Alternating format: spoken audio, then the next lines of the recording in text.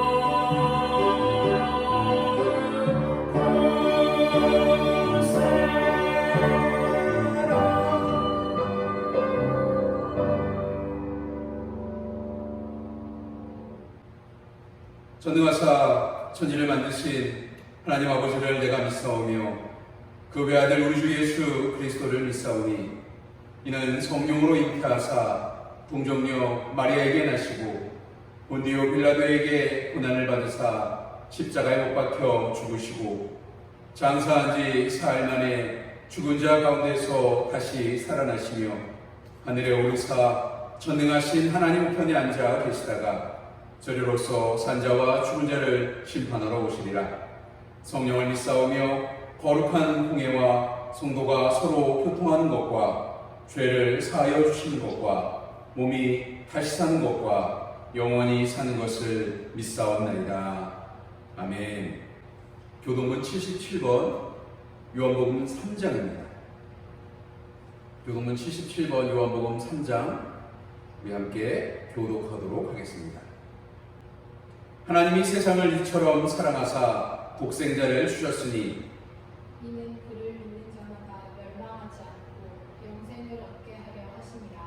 하나님이 그 아들을 세상에 보내신 것은 세상을 심판하려 하심이 아니요 그로 말미암아 세상이 구원을 받게 하려 하심이라. 그를 믿는 자는 심판을 받지 아니하는 것이요 믿지 아니하는 자는 하나님의 독생자 이름을 믿지 아니하므로 벌써 심판을 받은 것이니라. 그 정죄는 이것이니 곧 빛이 세상에 왔을 때 사람들이 자기 행위가 악함으로 빛보다 어둠을 더 사랑하는 것이니라. 악을 행하는 자마다 빛을 미워하여 빛으로 오지 아니하나니 이는 그 행위가 드러날까 하므로 진리를 따르는 자는 빛으로 오나니 이는 그 행위가 하나님 안에서 행하는 것임을 나타내려 함이라 하시니라. 아멘. 기도하겠습니다. 하나님, 길었던 장마, 무더위, 그리고 코로나로 인한 어려움 가운데 우리를 예배의 자리로 불러주시니 감사드립니다. 지나온 여름을 돌아보니 여러 가지 핑계 삼아 제대로 처리하지 못한 일들이 너무 많습니다. 더 늦기 전에 여름의 일을 마무리하고 가을과 겨울과 한 해의 후반을 준비하게 하여 주옵소서. 코로나로 인해 불안과 또 미래 때문에 두려움에 빠져 지내지 않게 하시고 자기만 생각하는 이기적인 사람이 되지 말게 하여 주옵소서. 언제나 굳건한 믿음을 가지고 담대하게 살게 하시고 어려운 일을 힘써 도우며 살아가는 우리 아름다운 가족 되게 하여 주옵소서. 수도권의 코로나 확산으로 다시 온라인 예배로 드립니다. 하나님, 우리의 이 온라인 예배 가운데 임재하시고 우리가 정성을 다하는 예배를 받아 주시옵소서. 구원의 하나님, 요즘 우리들의 교회가 교회답지 못함을 고백합니다. 십자가 그 사랑을 받은 성도의 모습으로 다시 하나님 사랑과 구원을 회복시키는 일에 우리가 쓰임받기를 소망합니다. 우리를 부르셨사오니 주님 사랑을 힘입어 세상에 보냄받기를 소망합니다. 우리가 사는 세상 속에서 주님 사랑을 전하는 아름다운 가족 되게 하시고 사회적 거리두기 속에서 이웃을 진심으로 사랑하고 헌신하는 성도가 되게 하여 주옵소서. 코로나 확산으로 다시 사업의 어려움, 학교에 가지 못하는 어려움, 생업의 어려움, 신앙의 어려움과 삶의 어려움을 겪고 있는 이들이 있습니다. 하나님, 저들을 위로하시고 지켜 주옵소서. 하나님의 따뜻한 사랑을 저들의 생업, 학업, 그리고 평범한 일상으로 돌이키게 하시고 저들과 함께하여 주옵소서. 오늘 우리의 각자의 처소에서 온라인 예배로 함께 드립니다. 다시 하나님 전에서 만나 기쁨으로 예배할 때까지 우리들의 이 온라인 예배가 성령 충만함으로 채워지게 하여 주옵소서. 또한 바이러스 위험 속에서 우리를 지켜 주옵소서. 너무나 힘들고 어려운 우리들의 일상을 주님께 맡깁니다. 주여 우리와 함께하여 주옵소서. 오늘의 예배가 우리 삶의 새로운 전환점이 되기를 소망하며 예수님의 이름으로 간절히 기도드렸습니다. 아멘.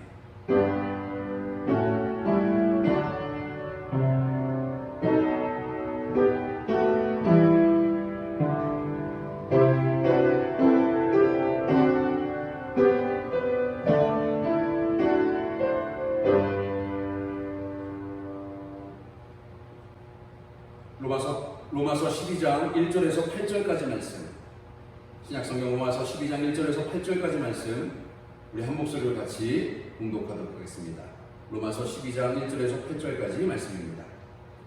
그러므로 형제들아, 내가 하나님의 모든 자비하심으로 너희를 권하노니 너희 몸을 하나님이 기뻐하시는 거룩한 산 제물로 드리라. 이는 너희가 드릴 영적 예배니라. 너희는 이 세대를 본받지 말고 오직 마음을 새롭게 함으로 변화를 받아 하나님의 선하시고 기뻐하시고 온전하신 뜻이 무엇인지 분별하도록 하라. 내게 주신 은혜로 말미암아 너희 각 사람에게 말하노니 마땅히 생각할 그 이상의 생각을 품지 말고 오직 하나님께서 각 사람에게 나누어 주신 믿음의 분량대로 지혜롭게 생각하라. 우리가 한 몸에 많은 지체를 가졌으나 모든 지체가 같은 기능을 가진 것이 아니니 이와 같이 우리 많은 사람이 그리스도 안에서 한 몸이 되어 서로 지체가 되었느니라. 우리에게 주신 은혜대로 받은 은사가 각각 다르니 혹 예언이면 믿음의 분수대로, 혹 섬기는 일이면 섬기는 일로, 혹 가르치는 자면 가르치는 일로, 혹 위로하는 자면 위로하는 일로, 구제하는 자는 성실함으로, 다스리는 자는 부지런함으로, 긍휼을 베푸는 자는 즐거움으로 할 것이니라. 이는 하나님의 말씀입니다. 아멘.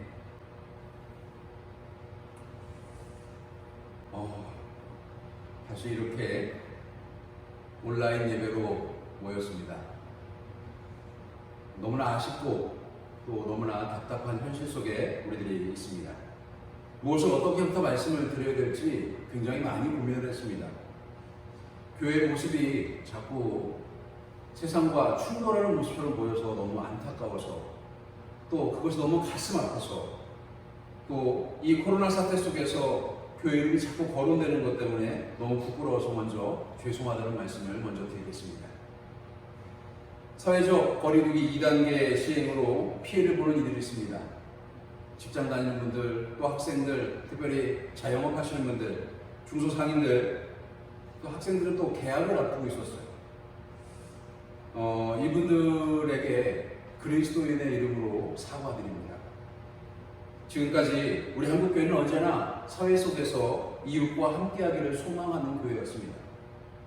일제치하, 독립운동, 한국전쟁, 그리고 한국의 민주화운동 가운데 우리 한국교회는 늘 이웃과 함께하는 모습을 지켜왔습니다. 그런데 지금의 교회의 모습은 이웃과 함께하는 모습이 아니라 교회만 살자는 모습으로 비춰지는 것이 너무 안타깝습니다. 물론 이것이 저의 아주 짧은 소견일 수도 있습니다. 하지만 이럴 때 우리 그리스도인들이 더 선한 영향력을 끼치는 그리스도인들이 되기를 소망합니다.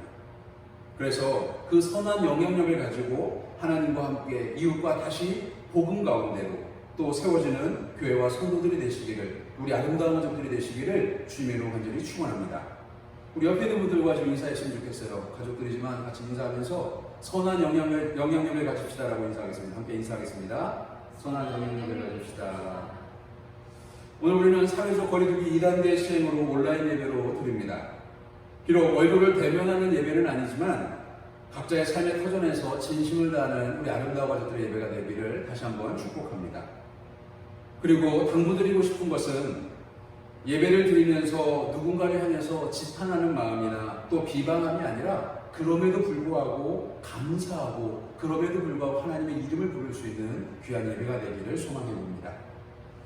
그렇다고 한다면 우리 그리스도인들의 예배는 어떠해야 될까? 이런 고민들을 좀 할 수 있어요.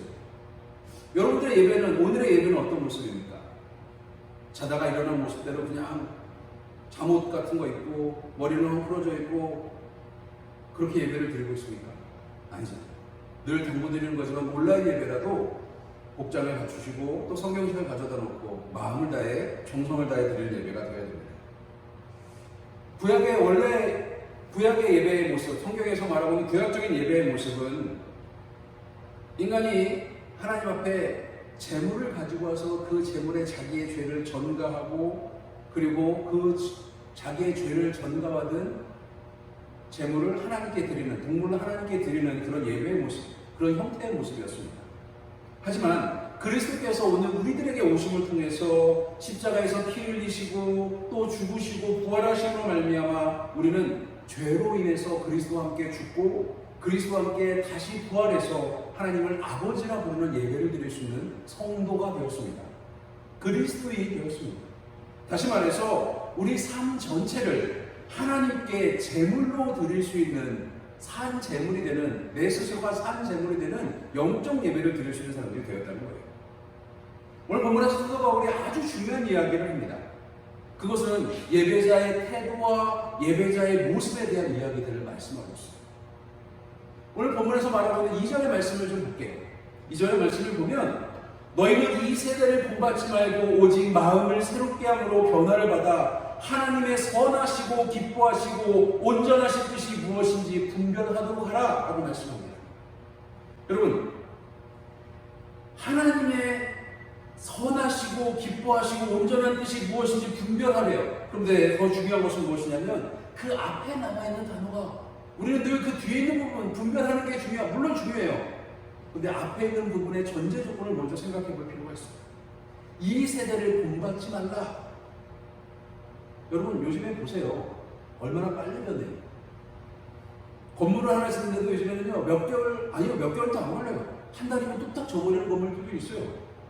아마 여러분들이 예배당에 오는 모습, 또 앞으로 2주가 될지 3주가 될지 모르겠습니다만 2-3주 동안 예배당에 안 오는 모습과 그리고 예배당에 다시 왔을 때 교회 주변의 모습은 확연하게 달라져 있을 수도 있어요. 세상은 정말 빠르게 변합니다. 이 빠른 변화 속에서 하나님께 예배하는 우리 그리스도인들은요, 뭔가 좀 다른 현실을 살아갈 수 있어요. 보세요. 세상은요, 인터넷 세상 속에서 모든 걸 다 이루어줘요. 스마트폰 하나를 가지고요, 온라인 뱅킹을 하고 전화를 하고 문자를 주고 또 얼굴을 보면서 회의를 하고 또 요즘 같은 세상 속에서는 이걸 가지고 주문을 하고 모든 것이 끝나버려요. 가상현실이라고 하는 현실에 들어가 보면요, 진짜로 그 사람과 만나는 것 같은 느낌이 들어요. 유명한 슈퍼스타와 함께 만나서 악수하고 끌어안고 이야기하는 것 같은 그런 현실적인 느낌이 가상현실 속에서 드러난다는 거예요. 그런데 교회의 모습을 좀 들여다볼까요? 교회의 모습을 들여다보면요, 교회는 변하지 않으려고 하는 것 같아요. 교회는 변화를 두려워하는 것 같아요. 요즘에 많이 읽는 책 중에 하나가 호모 사피엔스라고 하는 책입니다. 이 책의 내용은 뭐냐면 스마트폰이 낳은, 다시 말하면 스마트폰이 낳은 새로운 세대에 대한 이야기를 다루고 있는데, 이 책에 보니까 우리 어른들이 하는 말이 뭐냐면요, 어린이들이, 청소년들이, 자라나는 아이들이 스마트폰만 들여다보고 있으면 뇌가 한번 영상을 볼 때마다 7초가 정지되고 그래서 그 아이가 바보가 된다. 뇌가 비활성화되기 때문에 그 부분에 뇌가 활성화되지 못해서 바보가 된다. 그런 생각의 인식들을 가지고 있다는 거예요. 그런데 이 저자는 뭐라고 이야기를 하냐면요, 스마트폰에 아이들이 갇혀지는 것을 두려워하지 말라는 거예요.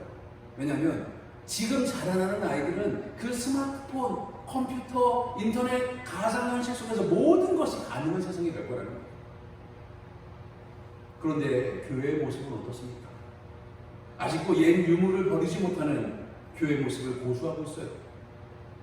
이제 교회는 본문에서 말하고 있는 말씀을 조금 빌려서 말하자면 마음을 새롭게 하고 변화를 받아 하나님의 선하시고 기뻐하시고 온전하신 뜻이 무엇인지 분별할 수 있어야 돼요.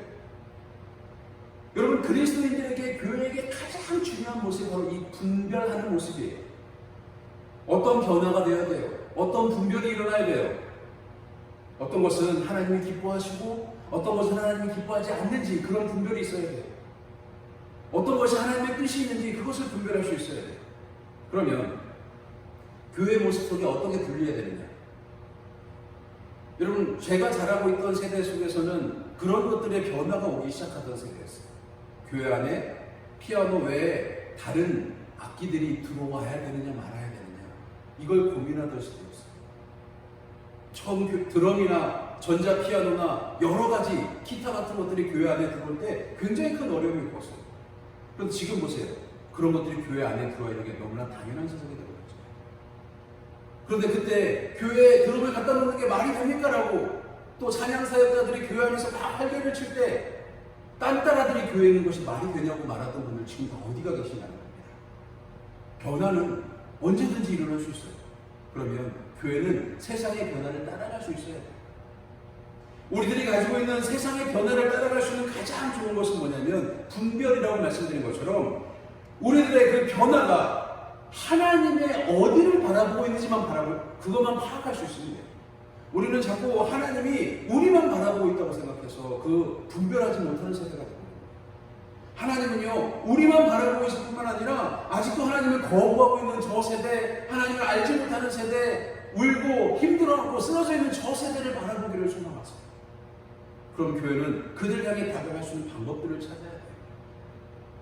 그것이 이제 온라인 예배가 그것의 한 화두가 될 수 있을 것인데, 우리가 드리는 이 예배를 통해 우리가 하나님의 시선을 의식하고 하나님의 사랑을 가지고 세상으로 나아가는 성도들이 될 수 있어야 된다는 거예요. 예배자의 가장 좋은 모습과 태도, 첫 번째는 뭐냐면 결국 하나님을 의식하면서 살아가는 거예요. 내 삶 속에서, 오늘 예배 속에서 하나님이 어떻게 반응하시는지, 하나님이 어디를 바라보고 계신지를 내가 알 수 있어야 된다는 거예요. 이 예배를 통해 하나님의 시선을 덧입는 우리 아름다운 가족들이 되기를 주님으로 부탁드리겠습니다. 자, 그리고 3절의 말씀에 보니까 아주 재미있는 말씀을 말씀합니다.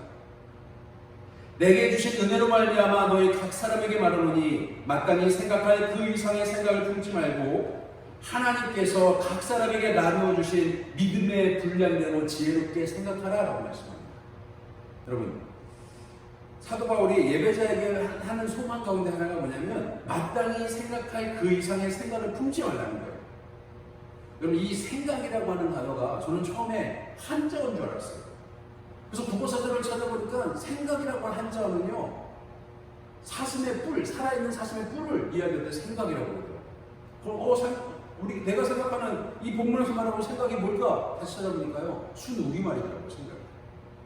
느낌, 바라는 마음, 사리분별, 판단, 기억, 고려, 배려하는 마음, 뭐 이런 것들에 대한 뜻을 가지고 있는 게 생각이더라고요.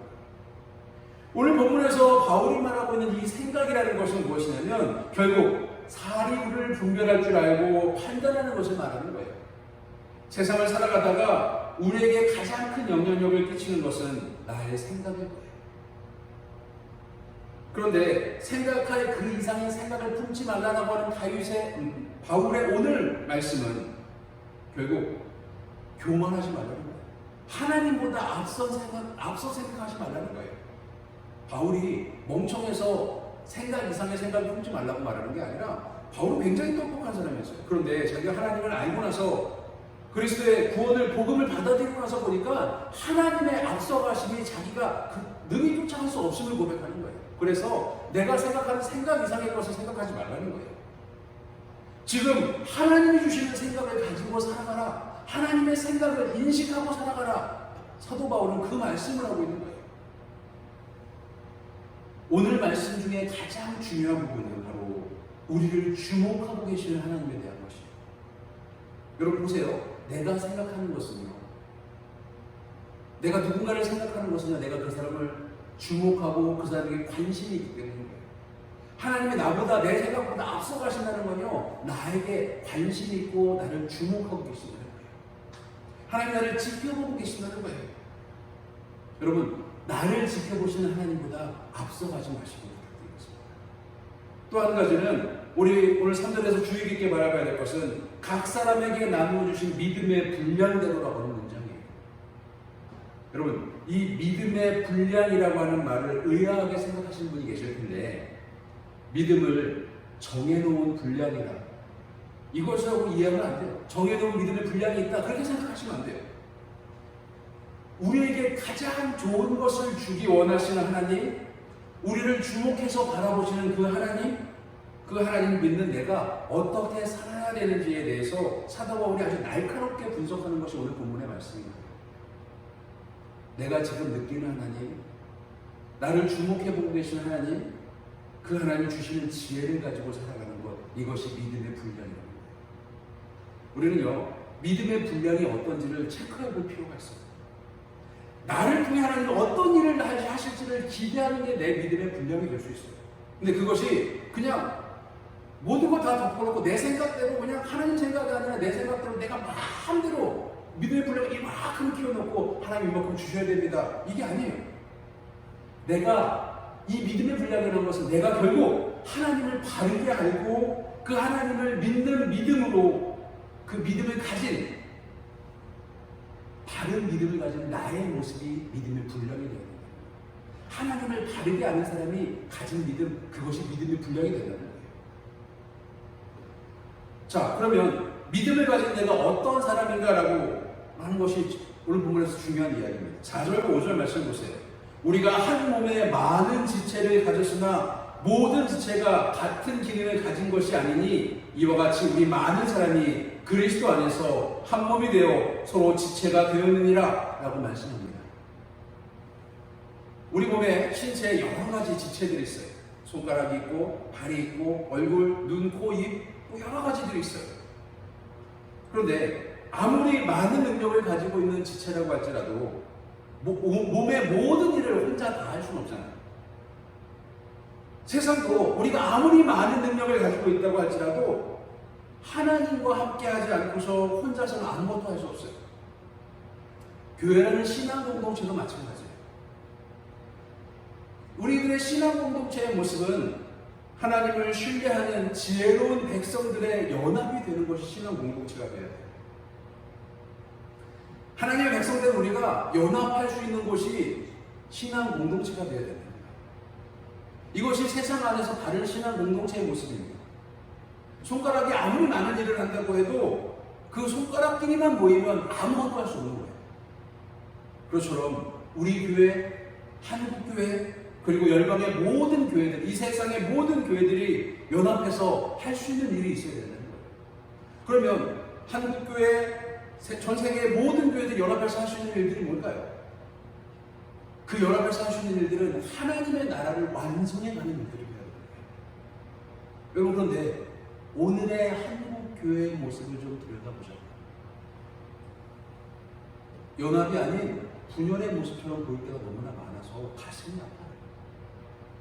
지금 우리에게 오늘 본문을 통해서 말씀해 주신 것은 하나님의 뜻에 대한 사도 바울의 아주 날카로운 분석입니다. 서로 모양과 색깔이 달라도 하나님 안에서 형제 자매된 우리가 하나님 나라를 위해 연합할 수 있어야 된다는 거예요. 여러분, 그런데 지금 보세요. 이쪽에서 말하고 있는 교회 모습과 저쪽에서 말하고 있는 교회 모습이 서로 달라요. 온라인 예배로, 수도권에서 온라인 예배로 전환하라, 이 이야기를 가지고 이쪽에서 말하는 것과 이쪽에서 말하는 것이 달라요. 한국교회, 교회 연합회가, 교회 연합체가 그렇게 많은지 몰라요.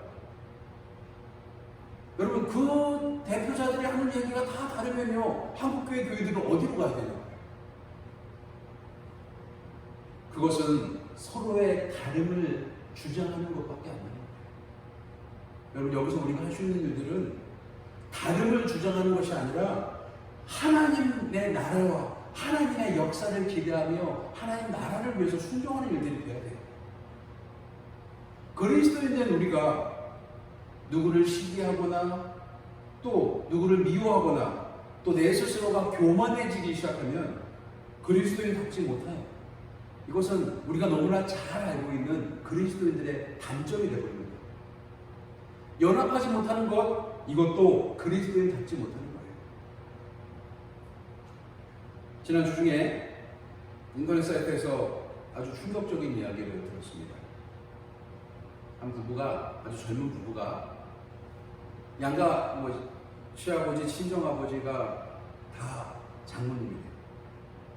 그런데 그 부부가 지난 주중에 부부끼리 토론을 해서 제가 좀 가슴이 너무 많이 아픈데 이 얘기를 보면서 부부끼리 토의를 해갖고 결론을 내린 게 뭐냐면 교회를 떠나자라고 결론을 내린 거예요. 코로나 사태 그리고 코로나 확산에 대한 교회의 여러 가지 모습과 안타까운 현실을 보면서 아, 한국 교회는 교회가 아니다. 이분들은 두 분 아버지가 양쪽 다 장로님들이에요. 모태신앙이에요. 평생을 교회 살면서 지금도 교회 열심히 봉사했대요. 그런데 자기들의 교회 모습이 올바른 교회 모습이 아니라는 결론을 내립니다. 예수는 버릴 수 없지만 교회는 떠날 수 있다. 그 결론을 내고 이 젊은 부부가 교회를 떠나기로 결정을 내는 거예요. 더 충격적인 얘기가 뭔지 아세요? 그 이야기의 댓글들을 보는데요. 저도 동감합니다. 우리 부부도 그러기로 했습니다. 나도 그럴 것 같습니다. 우리 교회 목사님 하는 얘기를 들어보니까 우리 교회 교인들이 하는 행동을 들어보니까 한국교회 모습들을 보니까 예수가 없는 것처럼 보입니다. 뭐 이런 댓글들이 수두룩한 거예요. 그 글을 보면서 너무 가슴이 아팠습니다.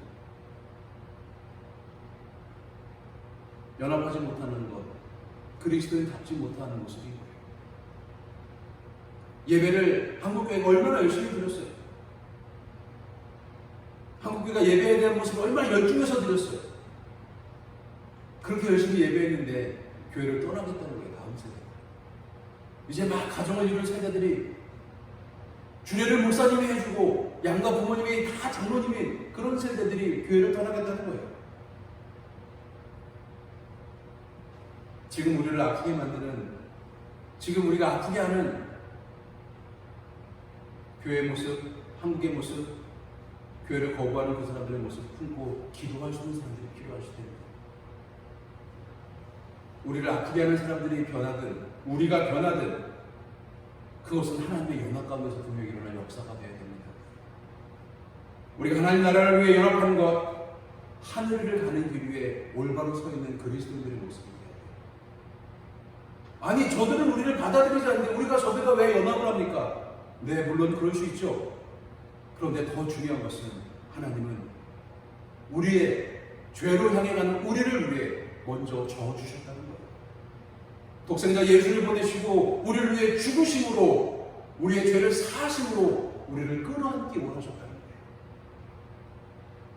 서로를 저주하기보다는 서로를 향해서 중보하고 서로를 미워하기보다는 서로를 위로하고 서로를 밀어내기보다는 서로를 끌어안으면서 그렇게 아름다운 교회의 모습, 성도의 모습, 가족의 모습을 다시 회복하는 우리 한국교회를 기대해봅니다. 어쩌면 한국교회가 가장 하기 힘든 게 연합일지도 몰라요. 수많은 교단과 교회 연합회들 연합하지 못해서 생겨난 일들 아닐까요? 나와 다른 사람들을 품고 기도하는 일 굉장히 어렵고 힘든 일입니다. 그래서 사도 바울이 이어서 하는 말씀을 좀 들어보세요. 로마서 12장 6절에서 8절 말씀 보니까 우리에게 주신 은혜대로 받은 은사가 각각 다르니 혹 예언하는 예언이면 믿음의 분수대로 혹 섬기는 일이면 섬기는 일로 혹 가르치는 자면 가르치는 일로 혹 위로하는 자면 위로하는 일로 구제하는 자는 성실함으로 다스리는 자는 부지런함으로 긍휼을 베푸는 자는 즐거움으로 할 것이니라. 하나님의 주신 은혜대로 살아가는 또 우리가 받은 은사가 다 다르다는 거예요. 사도 바울이 거기서 대표적인 건 7가지를 은사로 이야기합니다. 첫 번째, 예언하는 사람은 믿음의 분수대로 하라라고 말씀하는 거예요. 무슨 뜻이에요? 지금 우리의 현실과 상황 속에서 우리는 모두 예언의 은사를 사모할 줄 아는 사람들이 돼야 돼요. 예언하라고 말씀드리는 게 아니에요. 예언할 줄 아는 은사를 사모하라는 거예요. 이 은사를 믿음의 분수대로 하라고 하는 말씀은요, 예언받은 메시지만 전달하라는 거예요. 예언과 상관없는 이야기를 하지 말라는 거예요. 여러분, 그런데 한국교회 예언한다고 하는 사람들이요, 어느 순간부터 점쟁이처럼, 이렇게 표현해 죄송합니다, 점쟁이처럼 변해가는 것이 보여요. 그런 것들이 이슈화되고 유명해지는 모습들이 보이기 시작합니다. 메시지만, 예언받은 것만 말하는 거예요. 두 번째, 섬기는 일로 하라라고 하는 이 말씀은 뭐냐면, 누군가를 돕는 일이라면 월권하지 말라는 거예요. 주변에 누군가를 도우러 왔다가 이래라 저래라 월권하고 그런 모습들을 보이지 말라는 거예요. 돕는 일을 끝내라는 거예요. 세 번째, 가르치는 자는 가르치는 일을 하라. 무엇을 가르치는 사람은 그 가르치는 일을 고수할 수 있는 사람들이 되어야 된다는 거예요. 시대의 스승으로 불렸던 사람들이 가르치는 일들을 떠나서 종종 사라지는 모습들을 봐요.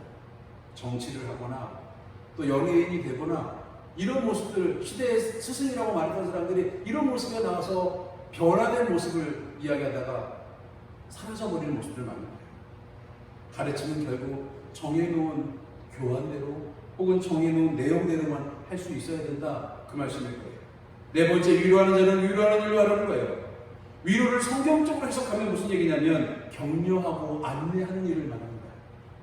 그런데 격려하는 일이 가끔, 위로하는 일이 가끔 격려하고 위로하러 왔다가 자신의 삶을 으스대는 것들, 자신의 삶을 드러내고 자신을 자랑하는 모습들이 보여지는 거예요. 그러지 말라는 거예요. 다섯 번째, 구제하는 자는 성실함으로 하라는 겁니다. 여기서 말하는 성실함은요, 눈을 크게 뜨고 살펴서 신속하게 움직이라는 거예요. 구제하는 사람들은 눈을 크게 뜨고 살펴서 신속하게 일하라, 이것을 말하고 있는 거예요. 여섯 번째, 다스리는 자는 부지런함으로 하라. 이 부지런함은 멈추어서 자신의 생각을 집어넣고 자기 멋대로 권력을 사용하지 말라는 거예요. 일곱 번째, 긍휼을 베푸는 자는 즐거움을 하라. 여기서 말하는 즐거움은 누군가를 돕는 긍휼 속에서 돕는 그 사람들 때문에 화내거나 우울해하지 말라는 거예요. 다시 말해서 돕는 사람은 미소를 띠고 평정심을 가질 수 있어야 되는 거예요. 어떻습니까? 사도 바울이 말하는 이 일곱 가지 믿음의 은사, 신앙인들의 예배자들의 은사 속에서 여러분이 가지고 있는 은사를 좀 발견하셨습니까? 바울이 말하는 은사와 성도의 연합은 각자에게 맡겨진 은사를 사명으로 감당하는 사람들에게 주어지는 거예요. 여러분, 교회는 이 사명에 감당하는 사람들에게 연합체가 돼요. 우리 교회의 모습을 보자고요. 우리 아름다운 교회의 모습을 보자고요. 하는 일들이 다를 수 있어요. 제가 보기에도 어떤 분은요, 이렇게 표현해서 죄송합니다. 힘들고 어렵게 정말 속된 표현으로 쎄 빠지게 봉사하는 분들이 있어요. 근데 어떤 분들은요, 봉사도 안 하고 예배만 드리고 가는, 혹은 예배만 보고 가는 사람들이 보여요.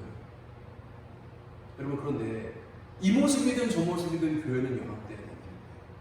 교회는 하나가 될 수 있어야 된다. 그렇지 못하면 우리들의 예배가 허사한 거예요. 아무 필요가 없는 거예요. 우리는 하나님을 믿는 믿음으로 하나님이 주신 지혜를 가진 그리스도인들이 되어야 돼요. 오늘 본문 1절 후반부에 보면 너희 몸을 하나님이 기뻐하시는 거룩한 산제물로 드리라라고 사도 바울이 말씀합니다. 이 거룩한 산제물, 살아있는 제물은 결국 우리 스스로의 삶이 될 수 있어야 돼요. 여러분의 삶의 모습을 살아있는 제물로 하나님께 드리라는 거예요. 예수를 그리스도로 고백하고 하나님을 예배하는 우리는 하나님을 기쁘시게 하는 예배를 드리고 이웃을 진심으로 사랑하는 자들이 되어야 우리들의 삶의 모습이 산 제물로 하나님을 기쁘시게 하는 예배가 된다는 거예요. 주일날 예배 드리고 형식적으로 예배를 드리고 축도 마치고 예배당을 밖으로 나가 여러분 여기서 예배가 끝나서는 안 된다는 거예요. 삶으로 하나님께 나의 삶을 산 제물로 드릴 수 있는 그리스도인들이 되어야 된다는 거예요. 장황하게 설명을 쓰고 장황하게 말씀을 나눴습니다만 이 말은 결국 하나님의 시선을 의식하고 나를 주목하시고 나에게 좋은 것 주신 원하는 하나님께 나의 믿음의 분량을 보이고 그 믿음의 분량을 가지고 이웃과 내가 만나는 모든 사람들을 진심으로 사랑하고 연합하는, 또 하나 되는, 한 몸이 되는 그리스도인들이 될 수 있어야 된다는 거예요. 저와 여러분들이 한 몸입니다. 우리가 한 몸입니다. 한국교회가 한 몸이고요. 전 세계 교회가 한 몸이고요. 아직 연합되지 못하는, 하나님을 거부하고 하나님을 알지 못하고 예수를 떠나가는 그 사람들이 한 몸이 되어야 된다는 거예요. 지금 몸이 허물어져 가고 있습니다. 몸의 지체들이 빠져나가고 있어요. 몸이 괴사가 일어나고 있습니다. 몸이 아파하고 있어요. 근데 보이는 게 멀쩡하니까, 허울이 멀쩡하니까 속이 썩고 하더라도 나는 괜찮다라고 말하는 한국교회 모습이 너무 가슴 아픈 현실에 대면하고 있습니다. 연합은 다른 것이 아닙니다. 내 삶 속에 하나님이 나를 사랑하셨던 것처럼 내가 누군가를 진심으로 사랑하고 그들을 섬길 수 있고 그들과 연합할 수 있다면 하나님 나라를 위해 내가 하나님 뜻 안으로 들어가는 것, 그것이 바로 하나님이 원하시는 연합이라는 거예요. 지금 세상은 여전히 하나님을 거부하고 교회를 미워하면서 예수를 부정하는 세대가 가득한 세상을 살아가고 있습니다. 이 세대 속에서 그리스도인의 섬김과 하나님의 사랑을 가진 성도의 모습과 또 이웃과 연합할 수 있는 우리의 모습이 필요한 겁니다.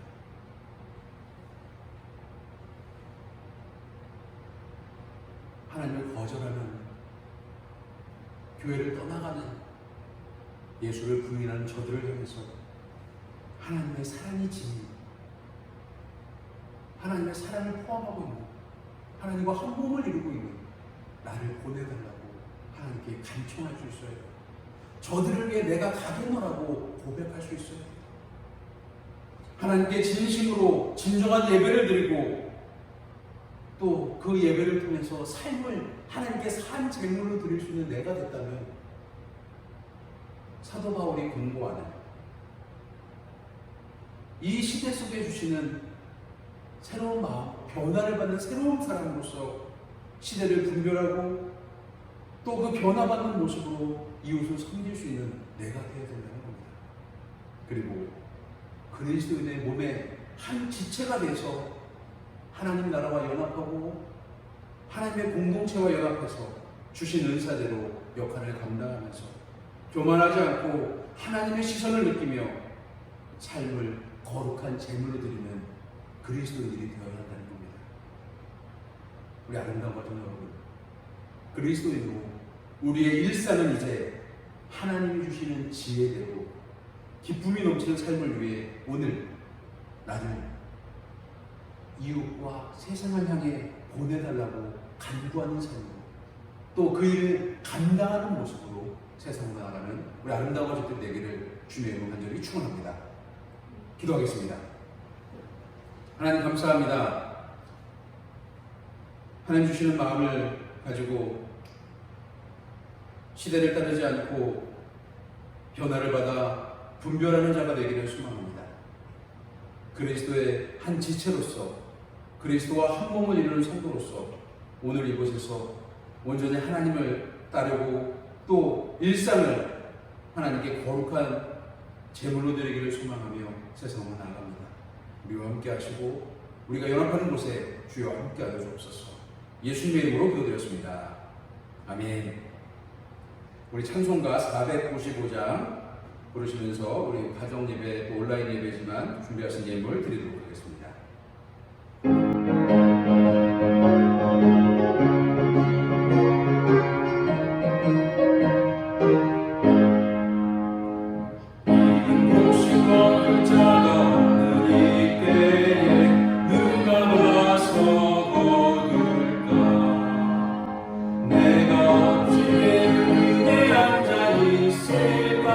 어서 가자 마트로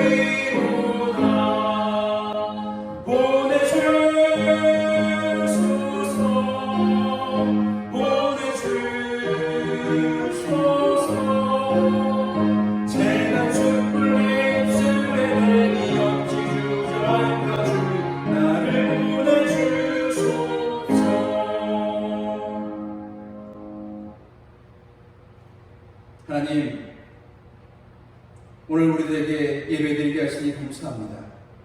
연약한 우리의 편이 되어주시고 또 강한 자를 부끄럽게 하신 하나님, 주님의 이름을 찬양합니다.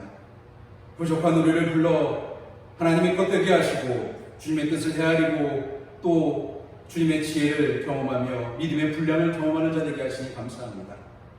늘 주님께서 감사하며 주님께서 명하신 일을 기쁘게 감당하는 우리 되기를 소망합니다. 이 시간 주님을 향한 우리의 마음을 작은 예물을 담아 드리오니 받아 주옵소서. 주님, 우리가 주님께 드리는 이 예배와 우리의 고백이 이 예배당에서 끝나지 않고 일상 속에 거룩한 산 제물로 드려지게 하여 주옵소서. 이 한 주도 주님과 동행하며 삶으로 예배하는 우리 아름다운 가족들 되기를 소망하며 예수님의 이름으로 간절히 기도드렸습니다. 아멘.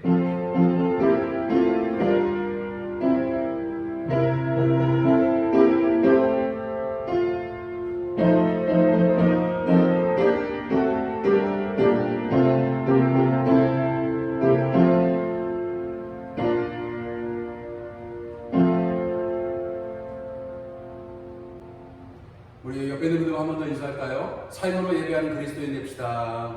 삶으로 예배하는 그리스도인 됩시다.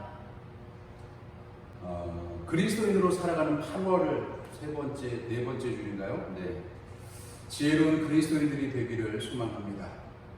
더위와 장마 또 여러 가지 삶 속에서 우리는 그리스도인들인데 지혜로운 그리스도인들이 되어야 됩니다. 그 지혜는 이웃을 사랑하는 마음에서 드러날 수 있어야 됩니다. 온라인 예배로 드리고 있습니다. 수도권에 확진자가 다수 발생하면서 다시 온라인 예배로 드립니다. 온라인 예배를 통해서 삶 속의 예배자의 모습을 지키고 살아가시기를 소망합니다. 온라인 예배지만 예물을 드리는 계좌번호 안내해 드리도록 하겠습니다. 여러분 함께 또 하나님 사랑하는 마음을 함께 담아주시길 부탁드리겠습니다. 사회적 거리두기 2단계 시행 중에 있습니다. 우리 그리스도인들은 사회적 책임을 지는 사람들이 돼요.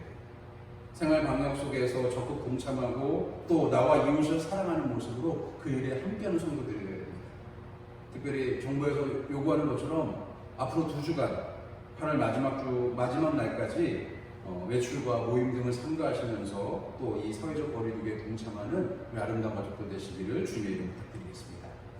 선교주일, 다음 주일로 우리가 선교주일 지킵니다. 선교주일을 위해서 함께 기도하면서 마음을 모아주시고 또 선교는 상황이 나아서 하는 것이 아니라 순종하는 예배자의 모습이라는 것을 기억하며 동참해 주시길 부탁드리겠습니다. 사회적 거리두기 속에서 영성관리, 언제 어디서나 주님과 동행하는 그리스도인으로 세워지기를 소망합니다. 코로나19를 위해서 매일 점심에 우리가 기도하고 있습니다. 마음을 다해서 한 몸을 위해서 코로나 또 확진자들, 고통받는 분들, 또 사업에 어려움을 경험하는 또 학생들 여러 가지 모습 속에서 또 백신과 치료제를 위해서 함께 기도해 주시기를 부탁드리겠습니다. 교회를 위해서도 계속해서 중보 기도해 주시기를 부탁드리겠습니다. 모임과 동정 살펴주시고 우리 마지막 찬양 함께 하도록 하겠습니다.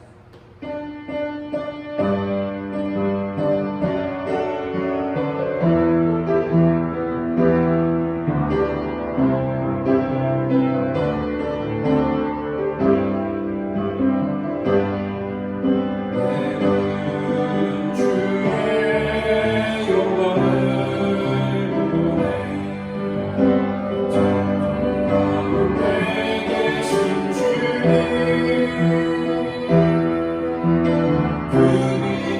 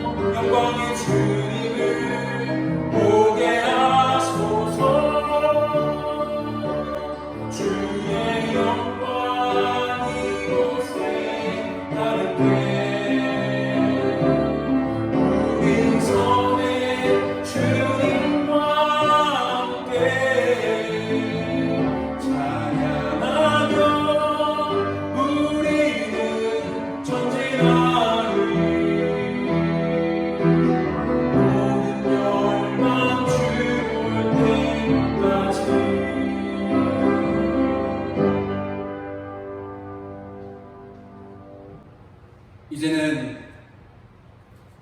작은 우리도 당신의 크신 일을 위해 사용하시는 아버지 하나님의 사랑하심과